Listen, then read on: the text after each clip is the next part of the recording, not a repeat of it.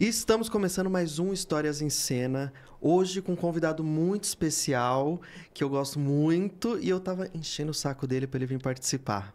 Então, recebam um maravilhoso André Garoli, lindo, maravilhoso. Gente, Garoli foi meu diretor. Garoli, fizemos um longa, que momento, que momento. E é um prazer ver você aqui, um prazer ver o que você tem feito. Você está sendo um batalhador e isso me dá muito orgulho, de verdade. Amém. O mundo artístico é difícil, é complicado. A gente estava falando disso antes de começar a gravar. É uma situação, assim... Bem peculiar, porque a gente corre atrás. Muitas vezes a gente recebe milhares de não. Muito não. Exatamente. Mas faz parte também, mas a gente tá aqui para contar histórias que aconteceram com os sims. Exato. E você, qual história, Garoli? Olha, putz, eu tenho algumas, né? São 35 anos de carreira, então tem algumas que a gente... Claro que o ideal seria só falar que o teatro foi perfeito, nada aconteceu, tudo 100%, mas a gente sabe que não é bem assim, não. Eu tenho algumas histórias, assim, uma delas, quando a gente estava começando a minha companhia, hoje minha companhia tem 35, Companhia Tripital, a gente foi se apresentar num festival, era o Festival de Santo André, era um festival grande na época.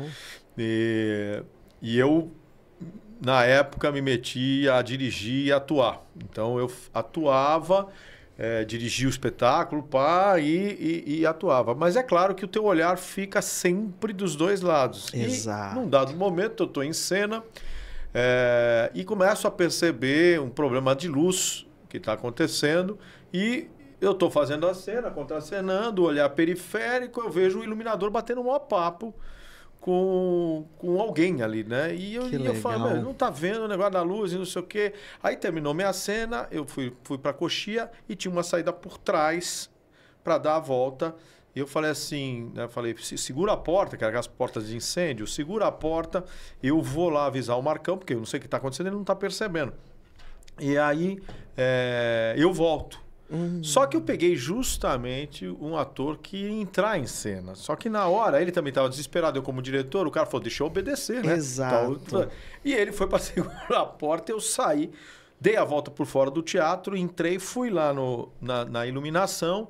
Eu entro, para você ver com a cabeça como estava do iluminador. Ele está conversando com uma menina, e aí eu entro, eu falo, Marcão. Ele olha e vira para mim e fala assim, ô Garoli, o que foi? O que foi? Garoli, o que foi, cara? Olha lá a coisa da luz, bicho, você não tá vendo? Tá piscando, não sei o quê, não sei o quê. Ele olhou e falou, acho que tá dando problema. Eu falei, sim. Aí ele olhou e falou, mas você não tem que estar em cena? Eu falei, sim, mas se você não for, tá parecendo uma árvore de Natal a peça. Aí eu tava tentando ficar em cena, não deu. Não deu. Eu volto correndo, só que quando eu chego lá, a pessoa tava em cena. Ele deixou a porta, não chamou ninguém, a porta fechou. Bacana. E aí foi aquele auê, eu tentando bater. Nunca mais voltou pra cena. Não, nunca mais, né? Nunca mais. E aí, desesperado, entraram na cena sem o meu personagem, começaram a improvisar, aquele desespero. Aí até que o ator saiu de cena, porque ele sabia que ele tinha largado a porta, não tinha colocado ninguém, ele abre a porta e eu entro. E nessa história, a gente estava ensaiando uma pessoa que tinha uma entrada. Ela tinha uma entrada e ela foi escolhida porque ela falava muito bem inglês. Então, o personagem tinha que entrar falando inglês e tal. Só que ela não era atriz. Mas ela se dedicou aos 2 meses e meio de ensaio todos os dias. Aquela coisa quando a gente começa a fazer teatro, todo mundo CDF empenhado. Ela, no início, falando, não, o Garoli não vai dar certo. Ela foi se convencendo. Bom, eu sei que ela convidou metade do teatro das famílias dela e tudo mais. Só que é claro que eu entrei desesperado e simplesmente não sabia onde estava o espetáculo e entrei em cena fazendo a cena final. Ou seja, pulei a cena dela. E um beijo pra querida que teve sua Mary participação Stuart era o nome dela. Bacana. Mary Stuart. Era uma inglesa que eu enfiei no teatro, mas que não conseguiu estrear. Porque eu pulei a cena dela. Terminou o espetáculo. Eu nem tinha me tocado. Eu estava desesperado com a situação. E fomos entrar para cumprimentar, vi que ela não entrou para cumprimentar, achei estranho, volta, ela está em prantos no camarim, né? Como você fazer um filme e você vai, se prepara, vai, filma, faz lá, e depois você chama todo mundo para assistir, o diretor resolve cortar justamente a sua cena. Fala né? aqui, ó, essa cena aqui, um beijo, não precisa mais. Adorei. Você há meses trabalhando. Há meses trabalhando, assim, olha, foi triste, assim, para ela, e depois para tentar convencer ela a continuar, claro que ela desistiu, ela falou, não era, isso era uma coisa divina, eu sabia que eu não podia me dedicar ao teatro, e na época ela já tinha tentado na Inglaterra, porque ela nasceu na Inglaterra. Que legal. Ela já tinha tentado, tinha desistido, e por ela falar bem inglês, eu falei, a gente estava fazendo Molière, precisava entrar um personagem que falava inglês, consegui achar ela. Então, essa é uma delas, mas é claro, assim, tem outras do tipo, eu tinha um problema de apneia, por exemplo, então dormia muito mal e fui fazer Morte e Vida Severina, um espetáculo ícone, né, na nossa história, dirigido pelo Sr. Siqueira, pelo Grupo Tapa, só que uma coisa é fazer a peça em 1969, com atores que tinham descendência nordestina e que carregavam o João Cabral de Melo Neto, né, na unha. Ali no Tapa era tudo jovem, nascidos em São Paulo, entendeu? Tipo quando ele me dirigiu. Exatamente. Era mais ou menos isso, mais gente. Ou menos. E aí tinha que carregar rede pra lá, rede pra cá. E aí tinha uma hora que fazia os mortinhos, que a gente ia pro canto e cantava aquela música da cova, essa cova que te cabe desse latifúndio e tal. E, eu cismei de deitar primeiro, começou a deitar todo mundo em cima. E era inverno, então, todo mundo deitado, aquele quentinho. Calorzinho aqui, ó. Nossa, gostoso, e eu, dormi. Gente. Os mortinhos levantaram para a próxima cena. Ficou um falecido no chão. Ficou um falecido no chão, Garoli. Bicho, eu passei o espetáculo todo dormindo. E as pessoas que passavam e davam uns cutucão assim para ver se eu acordava. E eu só me ajeitava assim e virava e continuava. E virou um pedaço. Hoje em dia, toda montagem tem uma pessoa dormindo no palco. Tem um mortinho no chão. Não, é isso. E como Tiros na Brother do Woody Allen, que acontece aquela cena que o cara vai tentar matar o outro na coxinha e o crítico que tá vendo a peça escreve dizendo que aquele tiro naquele momento mudou a perspectiva dele da peça. Aconteceu isso, porque quando as pessoas foram outros dias, falaram assim, mas é tão impressionante aquele cara morto ali naquele canto, a peça inteira ficando deitado ali. Nossa, como atua bem. Menino, que doideira. Esse atua bem. Esse é bom. Esse é bom. Ele dormiu, chegou a roncar. Meu Deus, ainda bem que o Cirneio, que Deus o tenha, tá lá. E a galera que tava assim até hoje, isso virou um mito, assim. E tem uma outra também, mas uma outra coisa que é Fazendo Caixa 2, o espetáculo Juca de Oliveira, Fulvio Stefanini, Suzy Rego, Cláudia Mello, Cassiano Ricardo. A Cláudia, às vezes, dava umas viajadas, então você não podia conversar muito com ela antes do espetáculo, porque distraía ela, né? E eu, nesse dia, resolvi, a gente estava em viagem, viajando o Brasil inteiro com a peça, e a gente tinha ido pra praia, alguma coisa, e estava contando para ela tal, e entrei, primeira cena era eu e a Suzy Rego em casa, a gente ia arrancando a roupa, eu ficava de cueca, ela ficava só de lingerie, e aí entrava minha mãe era a Cláudia Mello, pegava a gente ali no flagra, era aquela confusão, caos. Caos. Bom, começa a peça, a gente entra, tinha só um negócio de conversa, aí eu começava a correr atrás dela para pegar ela e não sei o quê. Daqui a pouco entra a Cláudia Mello.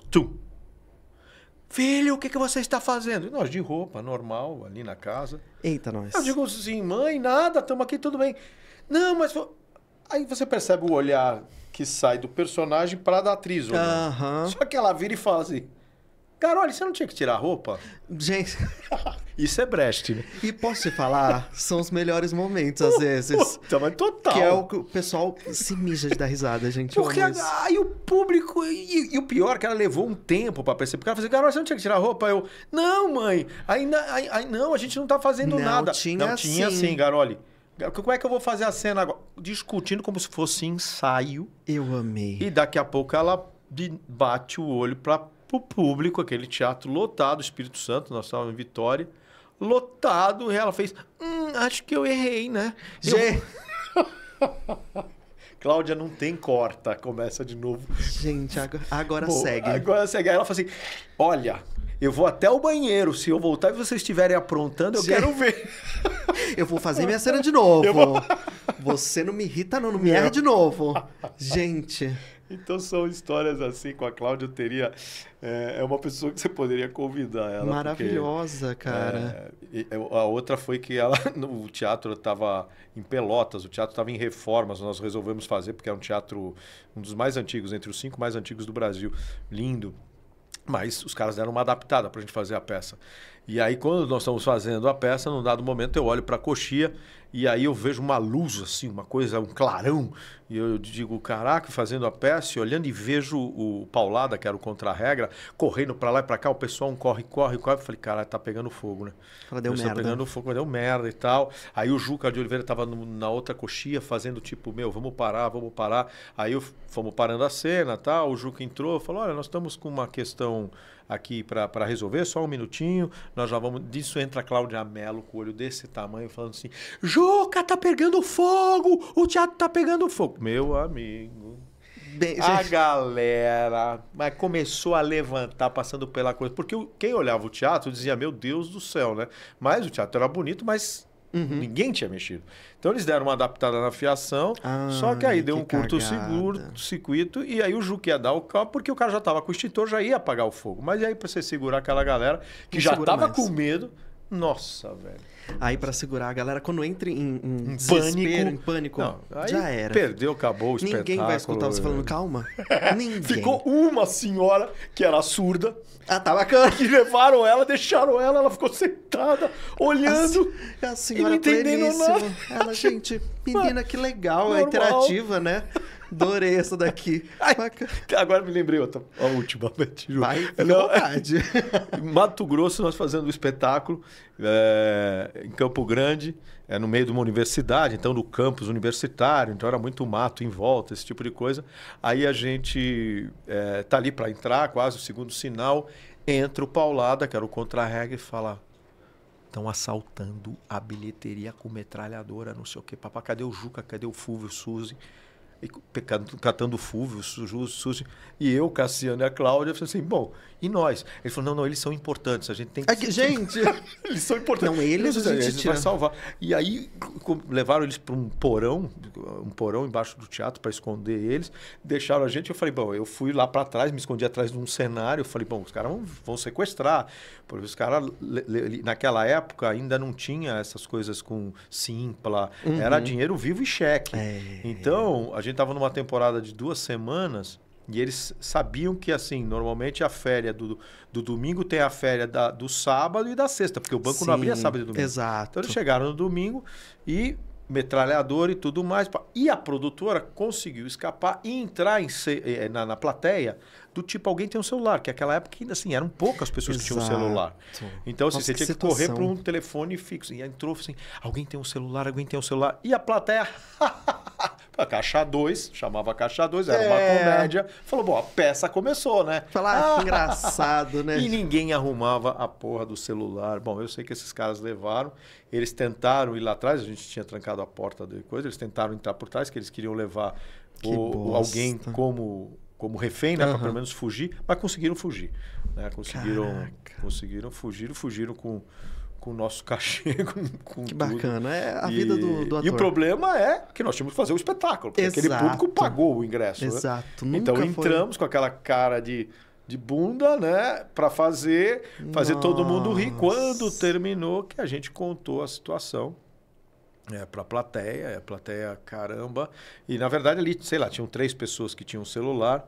Mas o cara até falou, eu juro que eu pensei que fazia parte da peça. Eu falei, não vou dar o meu celular, entendeu? O celular naquela época era aquele negócio desse tamanho, então... era uma preciosidade. Então o cara falou, vai que eu dou, acontece alguma coisa. Hoje em dia, qualquer um que passar. Não, celular. Tinha um celular, levanta hoje, 40. Hoje, pelo amor de Deus, você fala, deixa o celular lá fora. Você fala, guarda e entra, porque senão você vai mexer. Exatamente. Irrita. Nossa, cara. Mas você tava falando de entrar da primeira história, que você ficou trancado pra fora.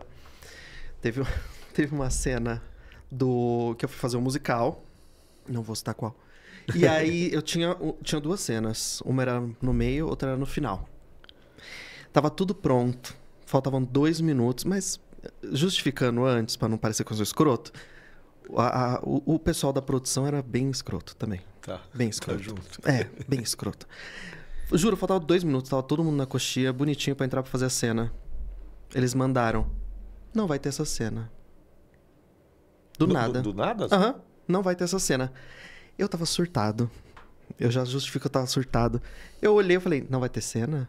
Vai ter cena. Falei, vai ter cena sim. Falei, tá todo mundo arrumado, vai ter cena. Gente, eu tava todo fantasiado, com o rosto tudo pintado. Eu falei, vai ter cena. Agora... Entramos e fizemos a cena. Eu lembro que eu tava fazendo a cena, eu olhei pro fundo, tava todo mundo branco, puto comigo.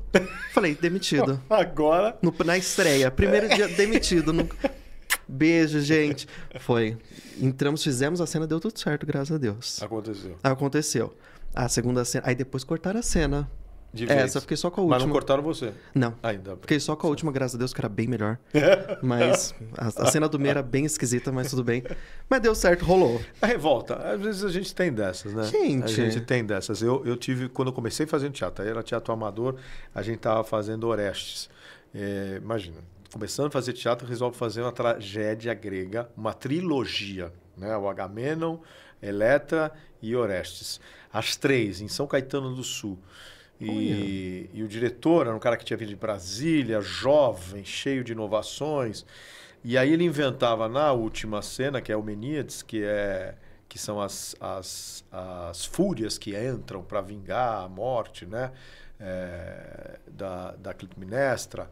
E aí ele inventou de entrar com uma tampa de panela de alumínio, tampa de panela, aquelas panelas grandes, com tampinha de garrafa, e ia fazendo, sabe, aquilo que só que de agradável. Pensar... Te arrepia até o rabo. Não, exatamente, só de pensar já... Nossa.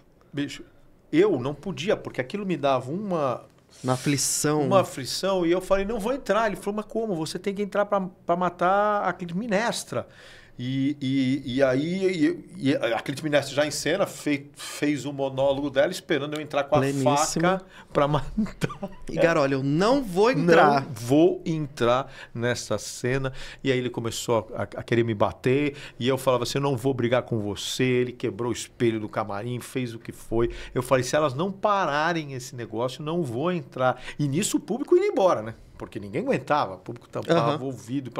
Bom, eu sei que aí ele voltou... mandou elas pararem a coisa, porque elas faziam com o negócio do tampão de ouvido, elas não ouviam nada. Tá tranquilo, beleza. Um dos outros. Aí eu entro para fazer a cena, quando eu olho, tava meu pai, minha mãe, coitada, assim, desesperada. Meu pai olhando, não entendendo nada, mais 3 ou 4 pessoas para eu matar a tal da Clitemnestra. Então também, só que esse foi ao contrário. Eu é que não queria entrar para fazer tal da cena. Eu fiquei revoltado. Eu falei, gente, o quê? Não vai... Gente, é muito... Vai fazer. Vai fazer, sim. E fiz a cena, deu tudo certo. Mas, gente, agora... Garolho, eu tava lembrando o dia que a gente tava trabalhando junto, no filme. Gente, a gente foi gravar a última cena do filme, do longa. E eu lembro que eu fiz a cena... Vou contar isso, nem sei se você lembra. Porque eu tinha que descer uma escada com um look gigantesco e um salto gigante. E o que aconteceu? Como que vai ser a marcação do Vitor morrendo? Vamos marcar. Vitor pega, tropeça e cai na escada. Na vida real. Na vida real. Tentei fazer o retardado. Falei, não, é marcação, gente. É proposta. Garolho gostou. Amei. E eu tive que me jogar umas 3 vezes. Amei. Ficou lindo. O salto era um negócio absurdo. Gigante. O figurino era uma coisa impressionante. Por sinal, parabéns, né? Porque você criou aquilo tudo, daquele personagem. Eu adoro. E era uma cena em que as pessoas entravam metralhando, né? Eram 2 malucos que entrava e metralhava todo mundo, e aí o Vitão descia pelo lado, e aí quando ele tropeçou, caiu, eu falei, gente, que maravilha. Né? São essas coisas que o teatro e o cinema têm, que muitas vezes os deuses, eles estão olhando a favor. Yes. A gente é que acha que é um erro, mas muitas vezes são surpreendentes. Né? Foi uma das coisas mais verossímeis que podia acontecer, né? Como encerramento do filme, mais do que a ideia da violência, era este cara que está no salto, né? Porque você fazia um bem escroto, era um personagem... Era bem escroto mesmo. Escroto. E que cai do salto, literalmente. Caí do salto, de 4, aos pés da arma e morri. Garolho me matou no filme, gente. Gosto disso. Era muito bom. Eu adoro. Saudades desse filme, saudades desse trabalho. Não da turma, mas... Agora, me responda uma coisa. Que dica você dá para quem tá começando agora na carreira? Quando eu cheguei, eu perguntei pro Vitor, você quer um lado feliz, alegre, ou você quer um lado melancólico, triste? Falei, seja real. Talvez a gente fique traumatizado. Mas tudo bem. Não. Hoje, por exemplo, eu estava dando aula e uma das coisas que eu estava conversando com eles, né? Porque uma coisa que é engraçado é que a minha formação é técnico mecânico, engenheiro mecânico. Quer dizer, eu não tenho uma formação artística. A minha formação é autodidata no dia a dia. Mas quando você pergunta numa sala de aula, seja no Wolf, no Célia Helena, Macunaíma, Newton Travesso, não importa, quem está aqui obrigado? Quem o pai disse, você não vai estudar engenharia, você não vai estudar medicina, você vai fazer teatro? Quem de vocês que estão aqui obrigados? Então, raras às vezes, eu acho que eu tive uma vez que uma pessoa levantou e falou, meus pais quiseram que eu fizesse. Olha. Incrível. De resto, então eu posso dizer 99,99% está lá porque escolheu aquilo. E ainda muitas das vezes está lutando contra os seus pais, contra os amigos, contra as pessoas em torno que estão dizendo, o que você vai fazer isso? Então, eu acho que este mote já é algo fundamental para você parar e pensar em relação à tua dedicação, em relação ao teu interesse, à tua vontade e teu desejo. Quer dizer, você está lá porque você quer. Então, empenhe-se.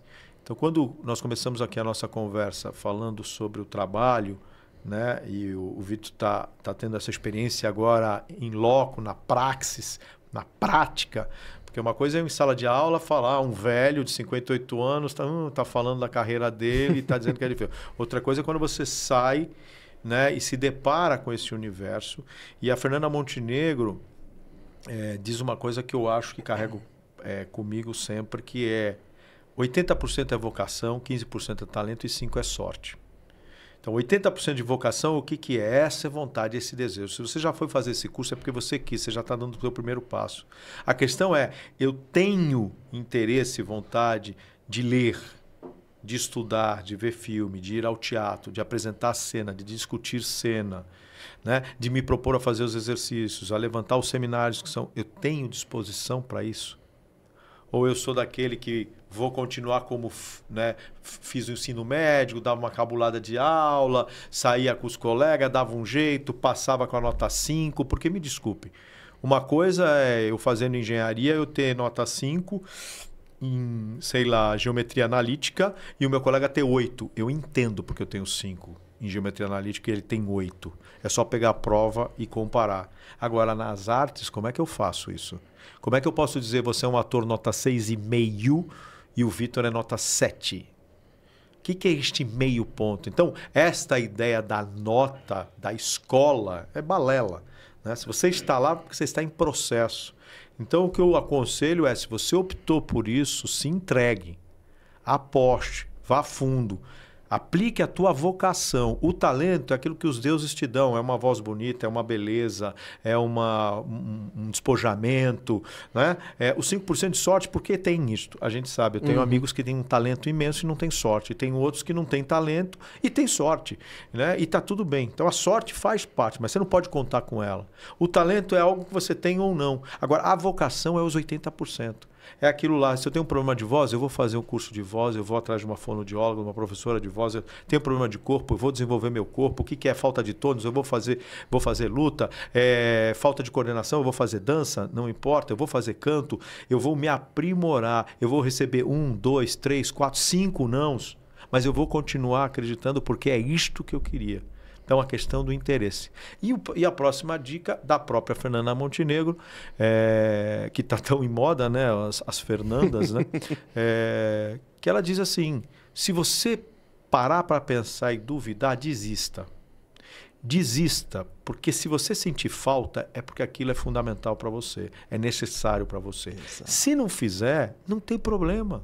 Ótimo. Fui lá, fiz um ano, me diverti, conheci as pessoas, esses malucos que ficam falando, né, de construir personagem, parará, parará, e depois você toca a tua vida, né? Então, as duas questões, pense nisso, sobre vocação, e aí o primeiro passo é quando você já decide querer fazer isso.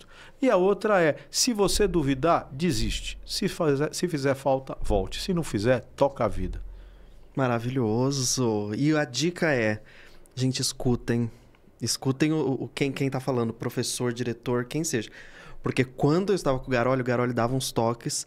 E é sempre aquela coisa, você escuta, mas que aquela coisa, não é possível. Não é possível que é tão complicado assim.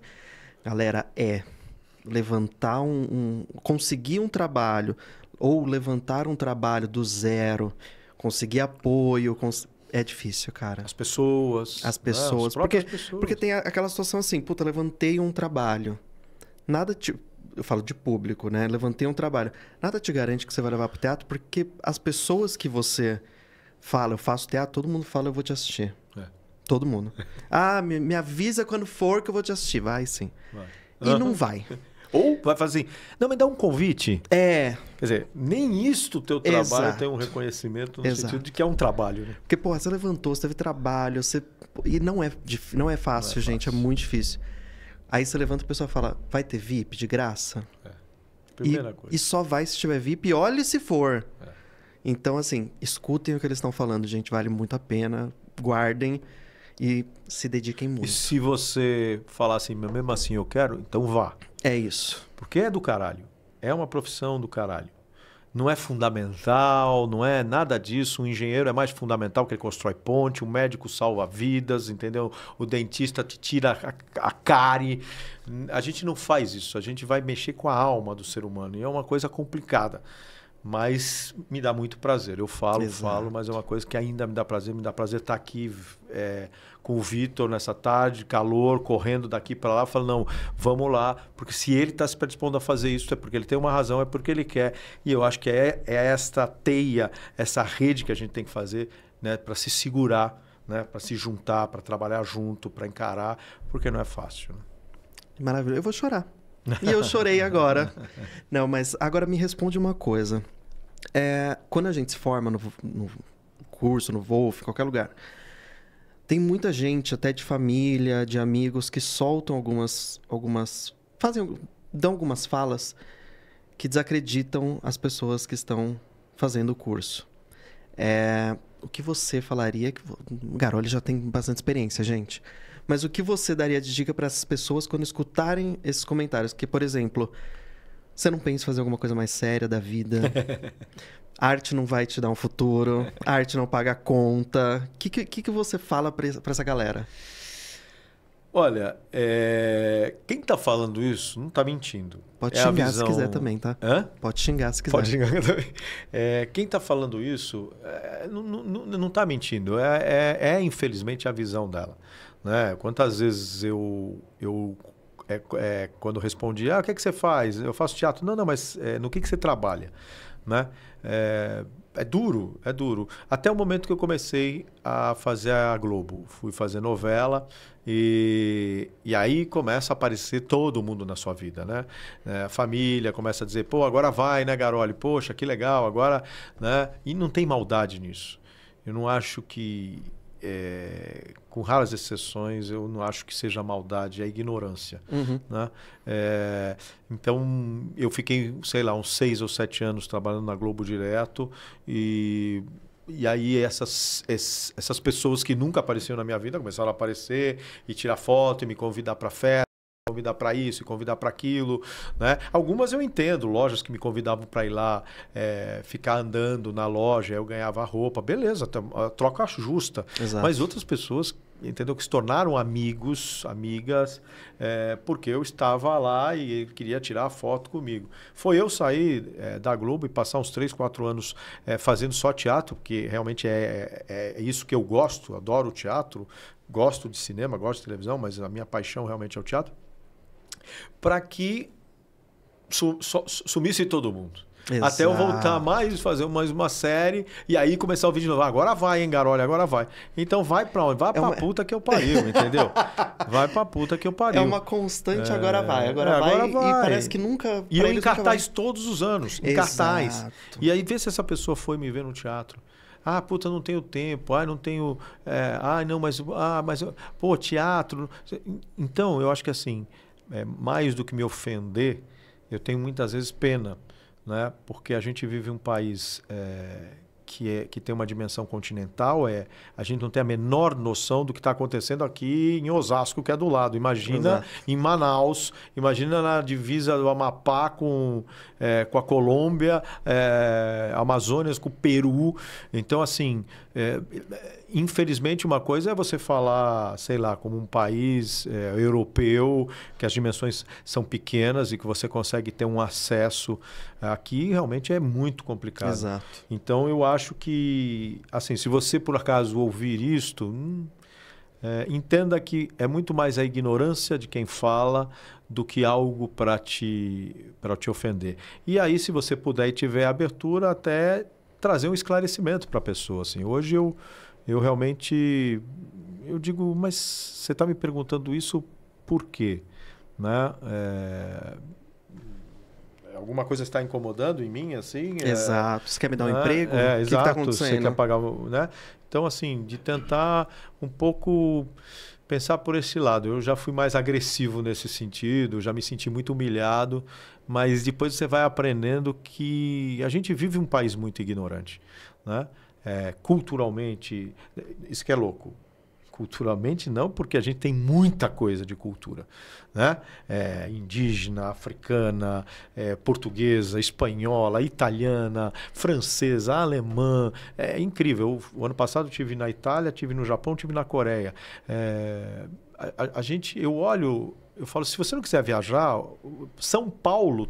Se você quiser comer, você come o que você quiser. Exatamente. E bem do mundo inteiro. Então, a gente tem isso, mas a gente tem uma ignorância no sentido de o que é o teatro, o que é... Né? Agora a gente está vendo, Ainda Estou Aqui, né? Um filme maravilhoso, uma coisa bonita, mas dizer que a gente foi injustiçado, que o cinema brasileiro é o melhor cinema melhor do mundo, aí de novo a ignorância do outro lado, porque aí parece que sai de 0 e vai para 100. Exato. Entendeu? Nunca foi ao teatro, nunca foi ao cinema, agora foi ver um filme e diz, não, é o melhor filme do mundo, e aí a gente foi injustiçado.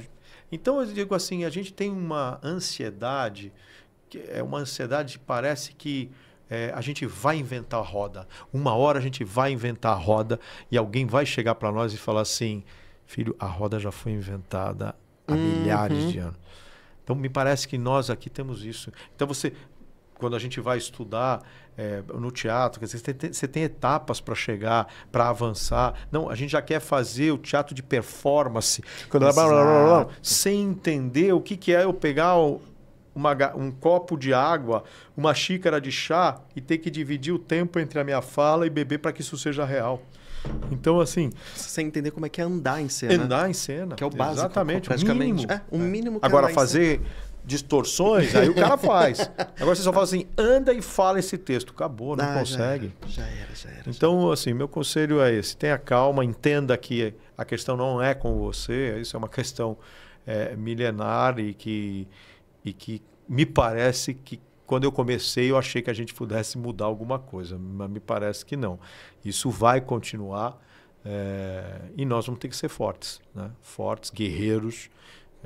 É isso, é o momento. Arrasou.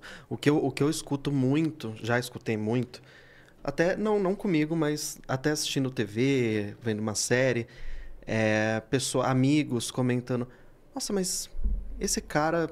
não tá fazendo mais nada, né? Aí você fala, gente, mas ele tá no teatro há um tempão. Tipo, ele tá fazendo várias sessões lotadas. Não tá. Lógico que tá, gente. Tá. Então, assim, TV e cinema é muito... O pessoal... Você deu certo. Eu sinto isso. Você vai pro teatro, aquela coisa... Ai, tá ralando, né? E dá aula, então? Quando você ouve... Eu sei. Professor, o senhor veio dar aula porque o senhor não deu certo, né? Aí dói, porque... O teatro até entendo que existe uma cultura de falar assim, né? A pessoa vai ao teatro, termina e fala assim, nossa, teatro é chato, né? A gente usa a palavra teatro é chato. Engraçado, você vai no cinema, o cara sai e fala assim, esse filme, fala o nome do filme. Esse filme é chato. Então você entende que aquele filme é chato. Agora, quando as pessoas saem e falam assim, eu fui numa peça, nossa, mas teatro é chato. Não é que teatro é chato. Aquela peça que você foi ver é chata. Mas pode ver que é costume das pessoas falarem desta forma. Eu não tinha reparado dessa forma. Teatro é uma coisa que realmente você fala. Agora, dar aula é uma das coisas mais difíceis que tem. E você querer dedicar, porque dizer que a gente... Tudo bem, se eu ganhasse bem pra caralho, podia dizer, o Garoli tá aí por causa da grana. Mas não ganha bem. Eu tô lá porque eu acho importante. Eu gosto, para mim é o meu material de pesquisa, trabalhar com jovens, com essa, né, com essa energia, com esse caos, com essas vontades todas distorcidas e tal, e quero dedicar meu tempo a isso. Aí quando você ouve uma coisa assim, você fala, puta merda. Sai da sala. Sai da sala. Tá bom, tá. Não, foi o Garoli, ele foi meu diretor quando eu fazia o Wolf. E quando começou o semestre, eu comecei com o cozinho que não passava nenhuma agulha. Porque eu olhei e falei, ai, ferrou. O Garoli com a cara assim, não estava sorrindo, estava com uma cara mais séria. Eu falei, nossa, eu vou tomar lapada o semestre inteiro. Mas vamos lá. Mas, cara, foi... Falando agora um momento sentimental. Foi um dos melhores diretores, você e o Elias Andreato. Gente, foi o meu primeiro diretor. Cara, foi o melhor, assim, para eu poder me formar, para eu poder terminar e ter um norte para eu poder seguir após o curso.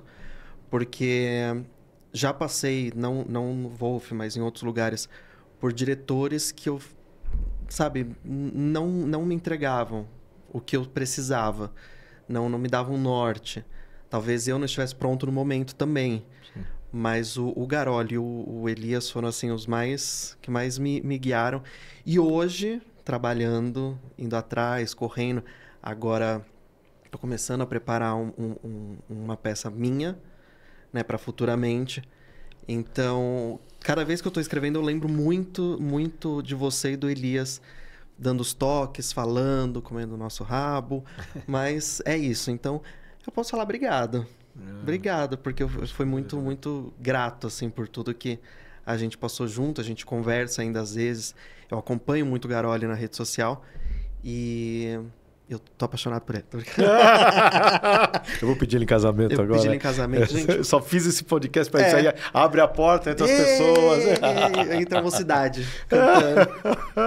Não, mas eu acho que teatro, a arte, ela une muitas pessoas de uma forma que eu não vejo em outras áreas, né? Eu conheci muitas pessoas nos cursos, conheci muitos diretores nos cursos, que realmente é isso que eu falei. Eles acompanhando eles, a gente se inspira mesmo. E às vezes são pessoas que... Tem diretores meus que passaram por mim, que as pessoas falam, nossa, mas eu não vi trabalho dele. Normalmente eles são 100% teatro, quase. Eu não vi trabalho dele. Mas para as pessoas é uma coisa. Perfeito. Totalmente. Para mim é uma coisa que fala, cara, o jeito que ele trabalha... Outra pessoa que me mexeu muito comigo foi o Ferrara. Ferrara me mudou totalmente. Mas o Garoli, gente, ver a cara dele. Cada vez que eu chegava com um look diferente, eu amava. Era impressionante. Eu amo isso. Agora, última questão. O que você acha da arte no Brasil? E agora vamos para o momento difícil. É o momento reflexão. Não, eu acho... como eu disse, eu acho que o Brasil é um país muito diferenciado em relação aos outros países do mundo em função da sua formação étnica.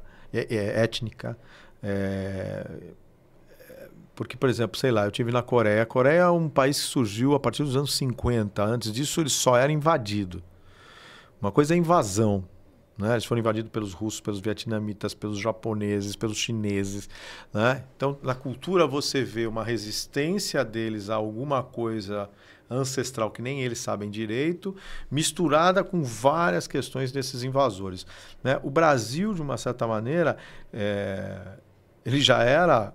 Né? Ele já era habitado pelos indígenas, então não é que foi descoberto, né? Já era habitado, logo em seguida os portugueses vieram e já logo trouxeram os africanos. Então, a base realmente estão nessas três etnias, né?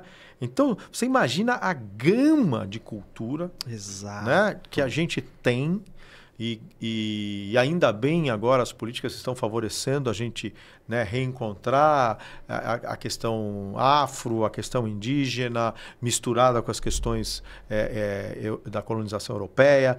Então, eu acho isso de uma riqueza na música, nas roupas, na pintura, o próprio cinema está começando a o audiovisual, né, vamos chamar assim, documentários, né? O teatro, isso é no mundo, tá? Ele sempre vem a reboque. Raramente o teatro está à frente das outras. É porque é muito difícil, né? Vamos dizer, a dramaturgia. Porque uma coisa no cinema, tem um roteiro. Sim, o roteiro, claro, é importante. Mas, no mínimo, se uma câmera já... Entendeu? Sim, entrou exato. sei lá, numa comunidade, começou a filmar o dia a dia da comunidade, aquilo visualmente já te leva para um lugar. O teatro é muito complicado, porque ele depende muito da abstração. Então, por isso que ele anda muito a reboque. Então, até uma dramaturgia começar a falar disso, vai demorar um tempo. A gente tem que ter paciência. A gente não pode perder, vamos dizer, o que é a tradição, né? o que nos formou dentro da arte cênica, mas a gente tem que estar aberto para as coisas que estão chegando. Exato. Então, como o Brasil tenta abarcar tudo isso, então acaba ficando muito complicado, né? Então aí começa aquelas... Não, porque o que vem do Nordeste não é bom, né? Não, o Sul é colonizador, então não. Aí o que vem do Norte é esse tipo de música. Entende? Então fica uma coisa de uma rixa, então fica muito difícil a gente entender quando a gente fala arte, né? No Brasil, a gente fica muito difícil entender o que é por causa disso. Eu acho que por causa dessa condição nossa de um país continental, de uma colonização europeia, mas ao mesmo tempo africana, ao mesmo tempo indígena. Então, assim... Eu, para me achar no meio disso, eu estou agora discutindo para o próximo projeto de fomento, né? Eu e o meu sócio na companhia, porque a gente estava falando exatamente disso, de dizer assim, vamos propor um projeto. A Companhia Tripital existe há 35 anos, a gente já estabeleceu um modus operandi, a gente tem uma forma de trabalhar, né? A gente já sabe as questões que a gente quer discutir.